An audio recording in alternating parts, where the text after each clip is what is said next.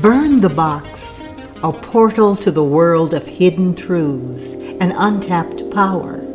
A sanctuary where together we unmask the oppression hidden in the shadows far too long. Unscripted, unplanned, unrehearsed. Stay tuned for powerful conversations, thought-provoking insights as we ignite the sacred rebellion of the global majority. Let's begin this incredible journey together.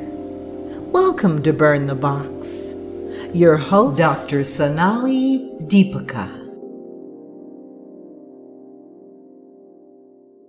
Welcome to another episode of Burn the Box, and I'm here with my lovely colleague, Kim Fowler, who's in Santa Fe and was part of our Somatic Abolitionism community that we went about 2 years together. Kim is a coach, a writer, a singer, and a lover of nature in its many forms. So that's wonderful. Welcome, Kim. It's lovely to be here. I'm looking out at nature as I speak with you. I live outside of Santa Fe, so I'm up in the hills. Oh, that's so beautiful. Yeah, I have mountain views on 3 sides, so it's wonderful. You do. Mm-hmm. And I'm over here in the mountains, so yeah, the Mexican mountains. The Mexican mountains. Yes. I usually start with just this open question of what is alive for you in your world now, with burning boxes, with expanding out of places that feel constricted, with burning things down, perhaps, whatever. Well, we have to be a little careful about that here, because if we have fires, it gets really bad really fast. That is true. That is true. But when you said in terms of bursting out and allowing more of me to be present, it's interesting because I just a couple of nights ago came back from 5 days of a singing retreat up in Taos, New Mexico. And it's a group of women. I used to sing with a choir when I lived in Oakland called Threshold Choir, and we would sing for people that were dying or were on hospice or in hospitals. Yeah. And so the women that would come once a year to this gathering all had some relationship. They were either in choirs wherever they were living, or they knew the music in some way. And there was a way in which within that group, partially because of the way the time was structured and partially because of who the song leaders were, I felt like I was able to show myself in a big group that was predominantly white. There were 3 Black people. One of the song leaders, Melanie DeMore, who is amazing. She's in Oakland. She's Black. And then a woman who had come to several of the gatherings her name is Shirley May. She lives in Anchorage. She was Black. And so at one point when Melanie was leading a song, she invited Shirley up to join her, and then she invited me up. And I got to sing with these 2 extraordinary women with these extraordinary voices. And I don't even remember what the gospel song was, but we were tearing it up. And that's not something that in my world I generally get to do. So I felt seen in a way, both musically, which is not the traditions I was brought up in, but it's certainly something I enjoy listening to, and especially if I get to sing with people like the 2 women I was with. So there was that, and then I brought a poem, or actually a spoken word piece, that people just loved, and so I got to be seen in that way. And then there's a drumming that happens for an hour at some point. And usually I would dance around the room, but I had injured myself and I wasn't going to go at all. And then I thought, I'll just sit. I couldn't sit. So I started dancing in my chair. Somebody came over to me afterwards. She said, "You brought a whole new meaning to chair dancing." But I got to express myself that way too. So it felt so holistic and so I was really honored and grateful to have had Mhm. that opportunity to be Mhm. able to be myself in so many different ways in one context, Mhm. especially one that was not particularly racially diverse. Yeah. I could just imagine, like, when the body wants to move, it You can't stop doesn't it. want to sit. Yeah. So we're in a chair, but That's about it. couple of things came up as you were sharing. One is that if at any point you want to share anything here of your spoken word or a Oh, song or anything, you're more than welcome. okay. Oh, that's interesting. I don't have the piece that I read there in front of Oh, me, but I oh, that's do okay. I have. just bringing it on you, of course, because I otherwise you would. actually.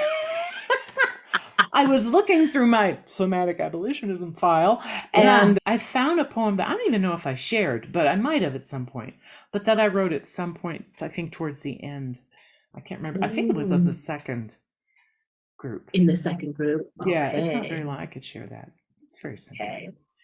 I would love that. And what you shared about this ability to express, because that's something that's been fascinating to me in these last few years, especially, is this idea of expressing our true essence and giving ourselves permission to do that, or feeling a permission to do that, and then allowing it to happen, however that looks, whether that's with a voice or movement or any number of ways that it can happen, but just how beautiful that is to be able to express that, because that piece tends to be, I don't know, I'll speak for myself, that's been very repressed and suppressed in my life anyway, as far as having permission, allowing myself to be seen, heard. And then when I did, what did I allow Right. to be expressed in what you shared just now? So Yeah. so Yeah. beautiful. I think that many of us are brought up, certainly I was. That's not something that you generally did just Right. running around the house. Just like first, I would dance, but I would dance in the living room when my parents weren't home. And I would put on whatever music I wanted, and I just danced until I heard the car come out front. And I used to sing. We had a basement in our house, which is where we did laundry and stuff. But anyway, I would go down to the basement when my folks weren't home. And I loved Barbara Streisand when I was a kid. I just loved her belting and that she brought some personality and all of this. And it was on the theatrical side, which is what I also enjoy. So anyway, I would sing these Barbara Streisand songs at the top of my lungs in the basement when nobody was around. So yeah, that kind of expression was not kind of frowned on. I could play the piano because I was taking piano, so that was okay because I had to practice. But those other things were not part of the program. That was acceptable. Yeah. But the rest, it's no. Yeah. Yeah. Keep that to yourself, or when we're not here. Yeah. And I wonder, as I'm saying this, we'll talk about my book at some point, but Yes. I was starting to notice when I was writing some things about my dad, especially just the things that were not allowed for them as Black boys, girls growing up, men, women, that they had to repress, and how that got translated to me. And also in terms of the jobs that they held. Not so much my mother. My mother was a teacher for most of my growing up. Yeah. She eventually got a master's and became a high school librarian.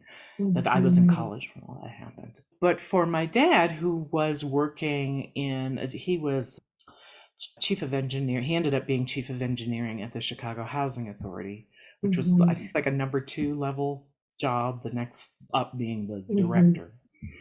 And my understanding is, especially in terms of the board and the upper echelon of that city agency, it was predominantly white. There were some other Black people, I think mostly men, that were architects and had other roles, but not in terms of management level. Mhm. And my sense of him was he had to be a certain way. He certainly had to work his ass off, but he couldn't let out the way that he would around family.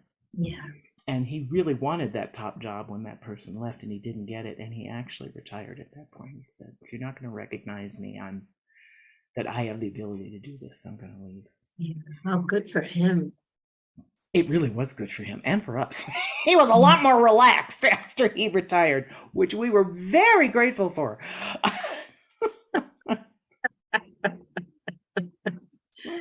Oh gosh.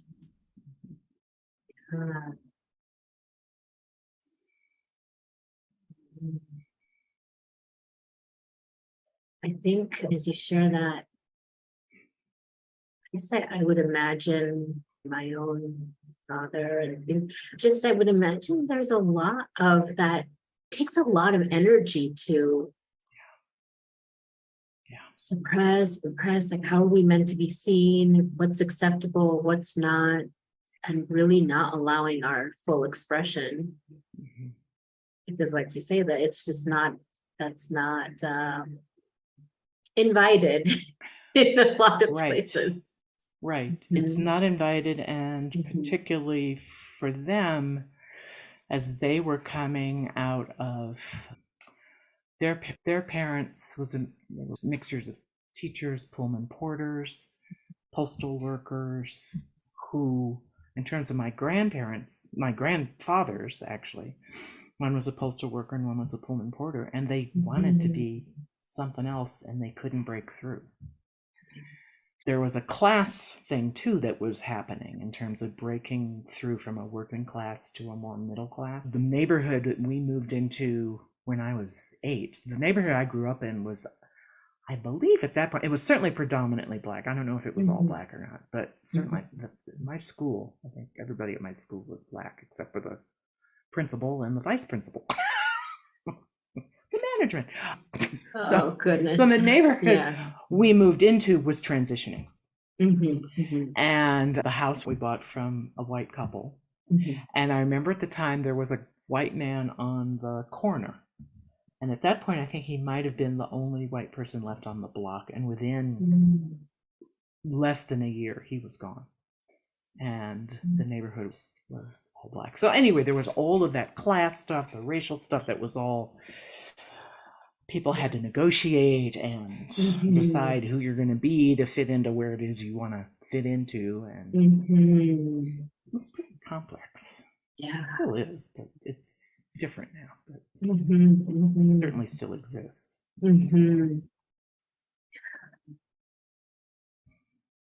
Yeah. That sounds like a very brave decision to retire when he did. I think he was really ready, actually. Yeah. Because I don't know how long he'd been there, but he'd been there quite a while. And I think had felt underappreciated for a long period of time. I just think he was done. And I'm really glad, I'm proud of him actually for having made that choice and realizing that. So, yeah.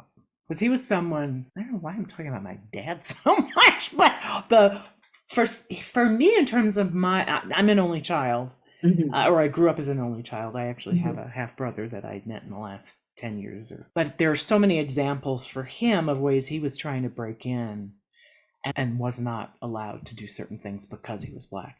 He told me when he was in the Army, he and 3 or 4 other Black soldiers were invited to go to the East Coast to get training to become intelligence workers in Europe, specifically in France. And I think they were going both to learn French and, I don't know, whatever they teach you about espionage when they're grooming you to do that.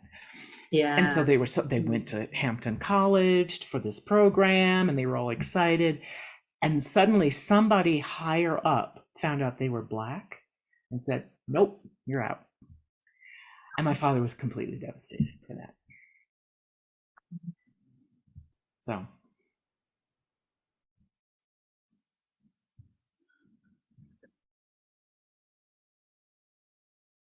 That last straw of him not getting the promotions, you know what? Like, I'm done. I'm living my life the way I want to live my life. Screw y'all. I'm gone.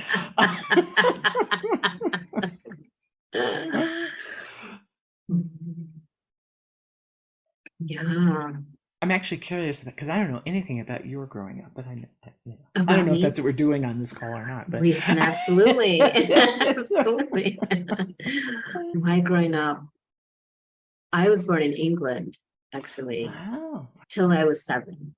And then my parents, my younger brother and I, we moved to the Midwest. So we were talking earlier, Chicago a bit, but I wasn't in Chicago was where I lived as an adult.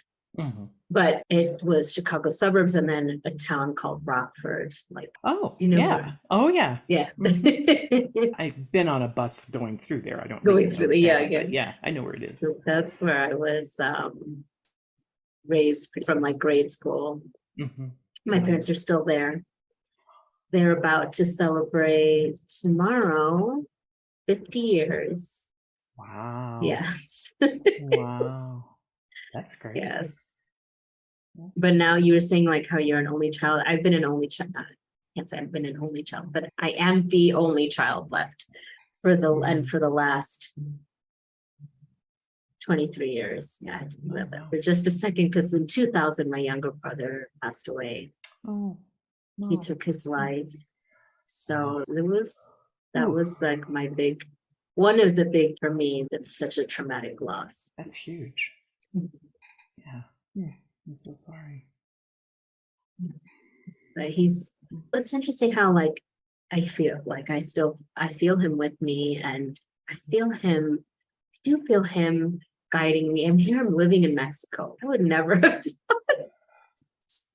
But he was someone who was really, he was a good connector. He was good at connecting people and his friends, because he died, he was young, 22, but they would talk about him being like he was the wheel that connected them, like a lot of different groups of friends from their childhood friends. And there's certain things like that I feel like I've been embodying more in like let's say I'm just going to make it like the last 10 years or so. It's just, I feel like I'm bringing that more into my own body, into my own life of being, because he was much more social than me. So like an introvert, just that is not what I would have thought.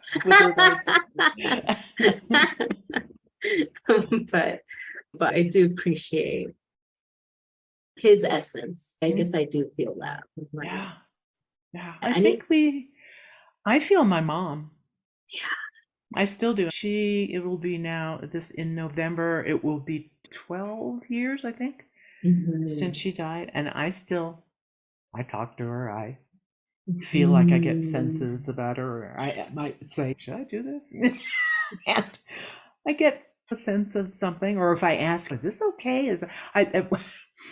Over the weekend when I was in Taos, we were told to leave the hoods of our cars up because they're having rodents coming in and eating the wires of the cars. Yeah, that's happening here in Santa Fe too, but nobody had ever said put your hood up. Anyway, it started raining and I thought, oh my God, the battery's the car's never gonna start. Is this okay? Is this really okay? And I got this message, yeah, you're fine, just relax. I said, okay. And it was, the car was fine. Anyway. Oh, wow. Yeah, I do appreciate stories like that and just that ability to connect to our bodies more, like this somatic abolitionism work has guided us in.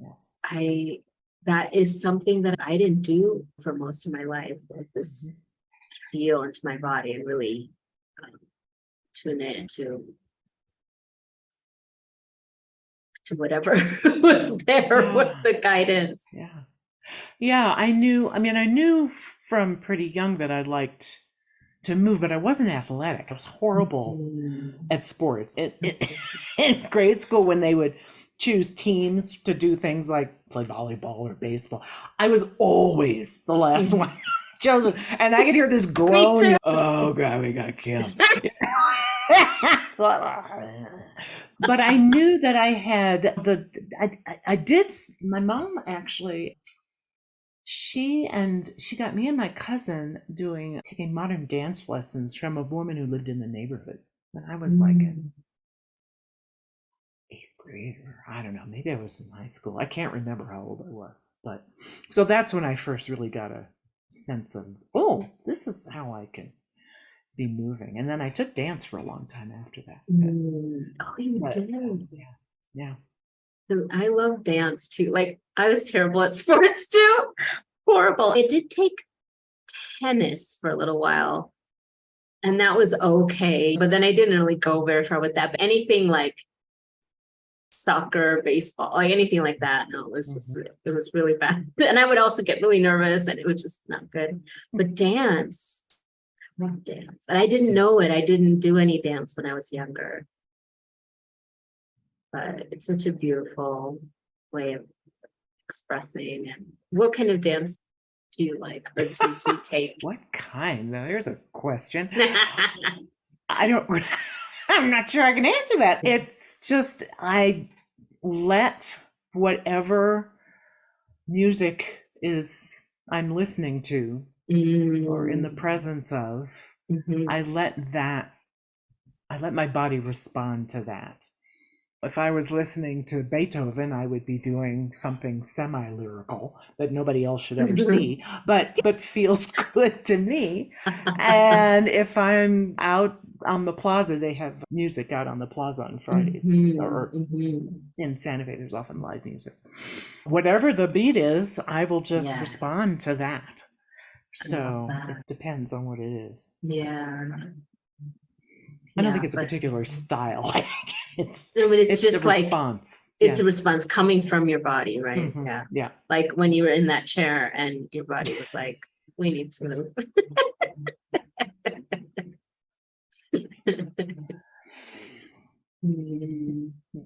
I love that. So I do want to hear about your book. This is your second book. It's a second edition of a book that I put out in 2000 and what is this? This is 2000 in 2015. I think it came. The first edition came out, and then is that right? Yeah, I think that's right. I decided I wanted to. So the book is about my mother had a stroke when she was 79, and it led to increasing dementia, and so increasing disability both in her brain and in her body. So it's about that journey as being a daughter and then caregiver, and then partnering with my father in terms of caregiving and having very different ideas about what that should look like. And negotiating that, and really growing up and being able to say no to my father very strongly and disagree very strongly, which I never did when I was a kid, ever. It was the last thing in the world I would do. It took a few years. And negotiating our relationship, me and my dad, and also there was a new relationship between the three of us. So that's what it's about, and about what happens after. So Dad died in 2004, so I moved Mom to Oakland, and she was in a facility in Oakland, not too far from where I lived, until she died. She outlived him. She outlived him, but she had continued to become less able to walk. She wasn't able to walk really after the stroke, but was eventually unable to speak at all. Yeah. So, and what that's as a daughter, to watch your parent go through that, and how to still see them, because there's still someone in there that responds, even if they can't like one of the things I would do, the place where that I found for her was near Lake Merritt, which is a lake in the center of Oakland. And I would take her out in her wheelchair and I'd wheel her around part of Lake Merritt, or we'd go to the park. There's also a lovely park that's not far from there. And we'd sit in the park and she would usually fall asleep, or she'd look at the birds, and she would just sometimes just go, I knew there's a part of her in there that's still enjoying something. So I would talk to her because I knew, I don't know what she actually understood verbally, but she certainly could get a tone of love and joint appreciation or for what she was experiencing. So yeah, I think you think, or some people think, that once somebody gets to that point, no way to communicate. That's not true. That's absolutely not true. It's different, I'm sure, for different people, but we got to keep trying from where they are, not from where I am. That's right. I'm not talking to her like I'm talking to you, talking to her as who she is, where she is in her capacity. Excuse me. And I would imagine this, many things, but also this way that we've cultivated of the Simbasi, right? Like vibes, images, and senses, and all of this, like that's somewhere in there is a way of communicating that's not intellectual. It's not coming from the brain, it's coming from our souls and our physical sensations and our hearts and just whatever we're sensing, and allowing ourselves to do that, because that can be scary for some people that aren't used to being in that level of awareness around what's going on in themselves. Like, again, you were talking about permission earlier, giving yourself permission to do that, because it's good for you too. Like we don't always need our words. Sometimes we do, and then that's true. like with your father, like you were talking about, that sounds really like coming into a fuller expression when you're like freely sharing your perspective on the caregiving and the relationship and all of that, and then words can be really helpful. We had arguments. I had never had arguments with him before. We had fights. And they always ended up okay, but we had fights. But I also knew about him that he wasn't letting out, which I always wanted for him. And the only time I saw it was once. I wanted him to be able to express what he was feeling, but that was never something that we did with each other as a family. And that was not something I think he accessed for, all kinds of reasons, partially what I was talking about earlier. But there was once we did a birthday party for my mom. This was earlier on, and this was in Chicago. And she suddenly like really perked up and started being more verbal, which can happen with people that have a certain types of dementia. They can be like not talking to you at all, and then suddenly something will come up and you're going, whoa, are they it's something changing, which is not what's happening, but something is momentarily, they've connected with something. So I don't remember what it was that Mom said or did, but she was being close to her old self, and I was in the kitchen getting something, and he came in and he started crying, and he said, she's back, I see who she, and I actually wanted to hold him and let him cry, and he did that for about 30 seconds, and then he said, okay, I'm going to stop that now. I was grateful to have been able to see that. I hadn't seen that before.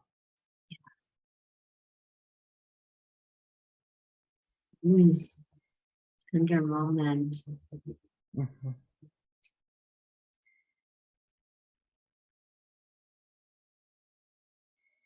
And when did your mom pass? 2011.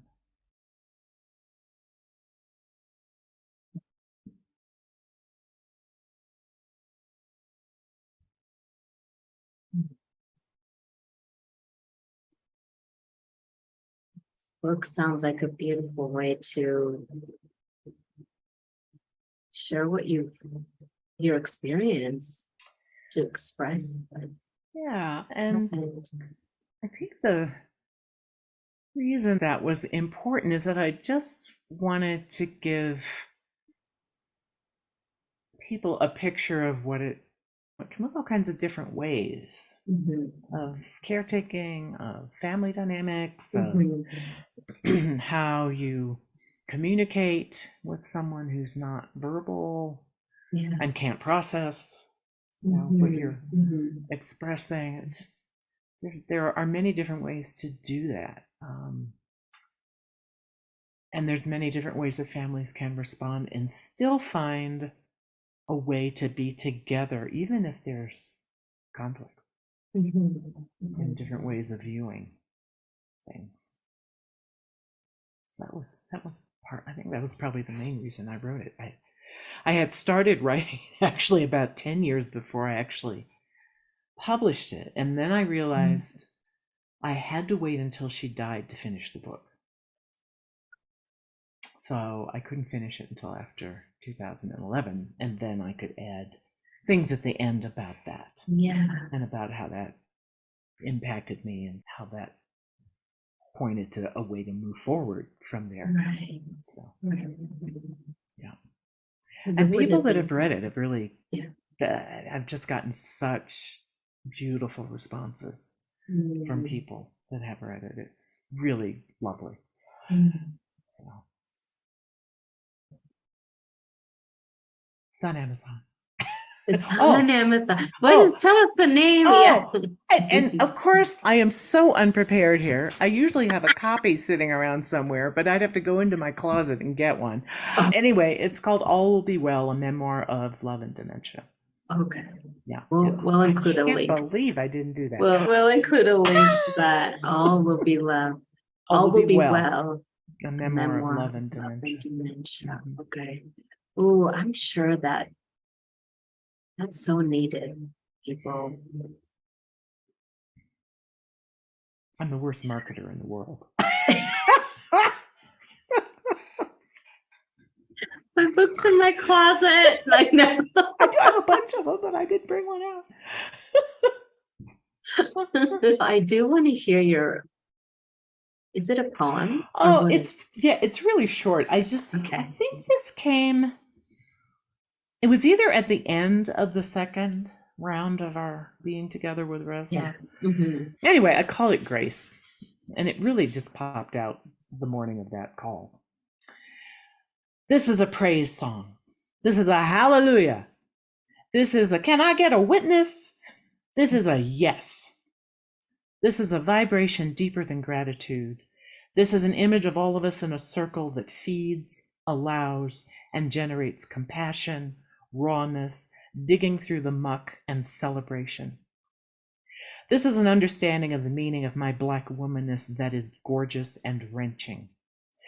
This is a behavioral change to forever learn, challenge, and forgive myself, and to challenge and to give forgiveness where I can to others.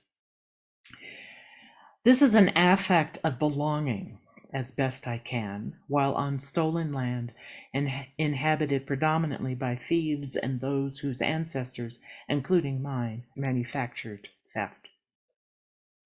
This is a sensation that underneath it all, we belong to a community of life that is beyond our experience and is of the earth, born of land or sea or air, a community that gives me hesitant hope and endless joy. This is an ashe, this is an amen, this is a thank you. I love that. Oh, thank you so much. Thank you for asking. That.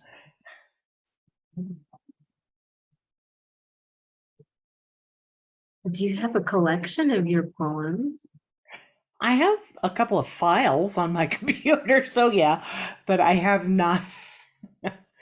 I'm thinking that's the next place I need to go, actually, is to look at all of that and figure out how do I want to compile it into something new.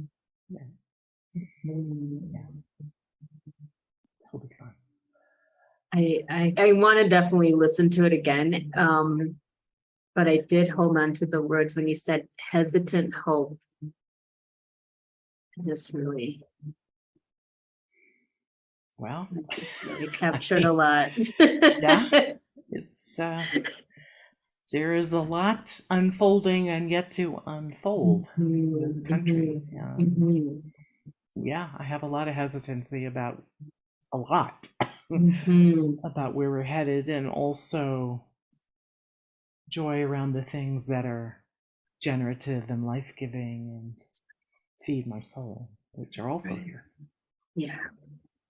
And the people and the land and and all of it. I've been considering whether I want to stay, how long I want to stay here. I lived in New Mexico in the 70s basically for 4 years. And I came here because we had driven through here on our way to California when I was 8, I think. And when we got to New Mexico, I went, whoa, what? Whoa! We are not in Illinois anymore. This is so different and so amazing and so beautiful. I had some college friends that were here and they said, we got space in a house we're renting. Why don't you come on down? So I did. And I finally left because I realized there was no way I was going to find a job that I wanted to do unless I worked in the government, which at that point I wasn't interested in doing. I moved to the Bay Area, where I was for 38 years. And then I thought, if I'm thinking of retiring in Santa Fe, I better go see if I like it or not again. I've been coming back every year to visit friends and to be out in the land and all that. But I've been thinking, is this really where I want to age? And there's certain concerns around that. But there's also somewhere in the back of my brain, is this a place I want to be if the shit really hits the fan? Is this the place that I would feel best used? Is this the place I would feel safest? I'm considering all of that. It's a lot to consider. Yeah. As I notice people migrating down where I am. Yeah. Yes, we talked about this earlier. I know several people that are either headed that way or already there.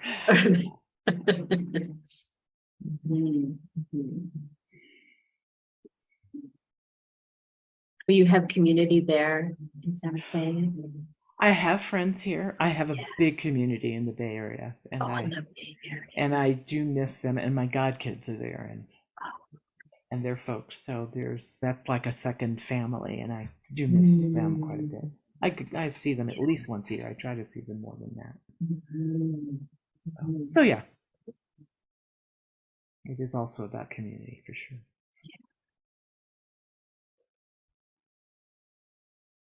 And there are more Black people. The Black population and the Indigenous population is about the same percentage, which is a little over 1% of the population.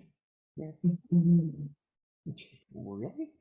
I have met more Black folks than when I lived here in the 70s. I didn't know any Black folks. But I do have a small Black community of folks. Of old women, actually. Yeah. That's so small of the whole population. That's of the city, but okay. Yeah, that's of the city of Santa Fe. But yeah, that's really small.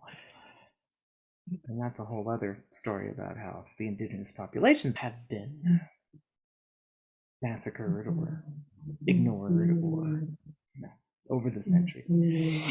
So there's that here too. Yeah. But it sounds like something drew you to the land there, even as a young one. Passing through. Mountains and red rock, and it was a different kind of beauty. I think the Midwest is beautiful.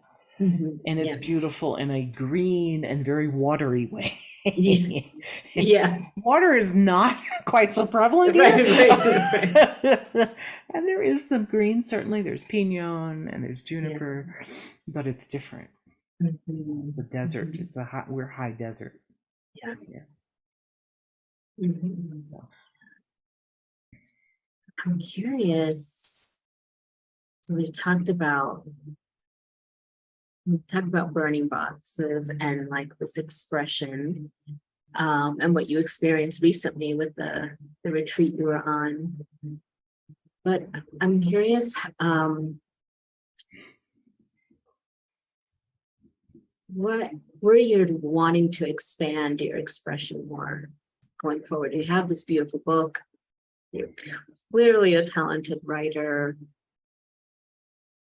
and singer and everything. So. yeah, it's, I think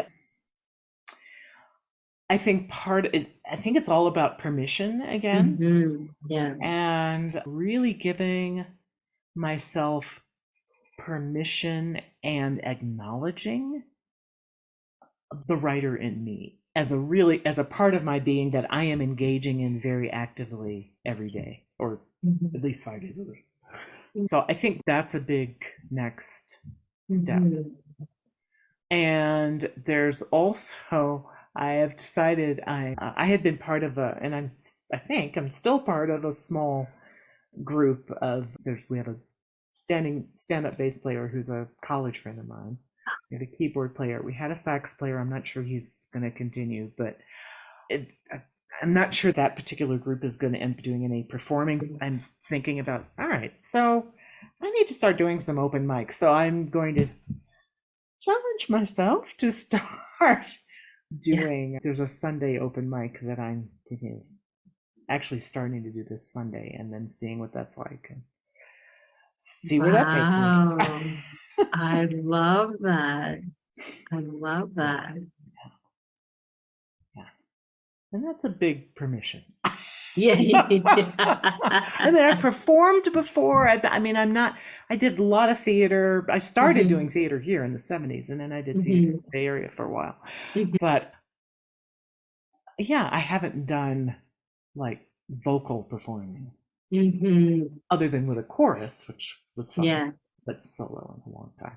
So yeah, that's the next step. And that you said this coming Sunday. I'm aiming to do it this Sunday. Yes, they do it every Sunday, and that's one of my amazing. Yeah, I love that. Beautiful. We'll have to look for what's coming. Yeah. And actually, as you're talking about breaking up boxes, what just came into my mind was, what's the current box that I want to break out around aging? I'm 72, so, my dad died at 84. Sometimes people kind of go, oh, so my dad died at 84. Well, okay, maybe I'll live to at least 80. And who the heck knows? But what do in addition to the artistic expression, I feel like that piece is really clear. But what's like the spiritual expression and the, communal expression that I want to be in or help create as I am really going into eldership. Like I moved here, and 2 of my best friends are in their mid 80s, which I hadn't known people. I have another friend in California that's actually in his 80s, but I'm almost there. And they're both really vibrant. One is hugely creative and still teaching movement work that she created. It's amazing. It's just amazing. So who is that? Who am I as I get into my truly elder years? What do I want to give? What do I want to give? What do I want to leave as a gift to whomever? Yeah, I really feel that this generative energy and that kind of energy of legacy, right? Just I love that so much. Where or let me just before I want you to share like where we can find work and your book and all Oh. of this, then is there anything else that wants to be shared about anything that we've talked about? I think it's interesting about burning boxes, Mhm. because I think another box that I will be burning at some point is my life as a professional coach. Because at some point I'm going to stop doing that. I'm going to retire at some point. I haven't yet. And I still keep accepting clients. And part of it is because I love it and I love my clients. And if I didn't love it, I think I wouldn't be doing it. Right. But there's also, and I think there's a lot written and spoken about this, there's this identity piece of, so when I stop doing that, that's a piece of me that is not visible. I can still come from that place. I can still engage with people and communicate from that place, but I'm not directly helping people because they've called me and said they want that. So that's going to be interesting to see what that's, and there's a part of me that's not ready to let that go. And again, partially because I enjoy it. Yeah. But at some point, I'm going to need to say bye. And maybe I'll be totally ready and I'll decide to live in Greece for 6 months or something. But, but I'm not there yet. But that is one that I think is going to be interesting to go through that process of burning that one.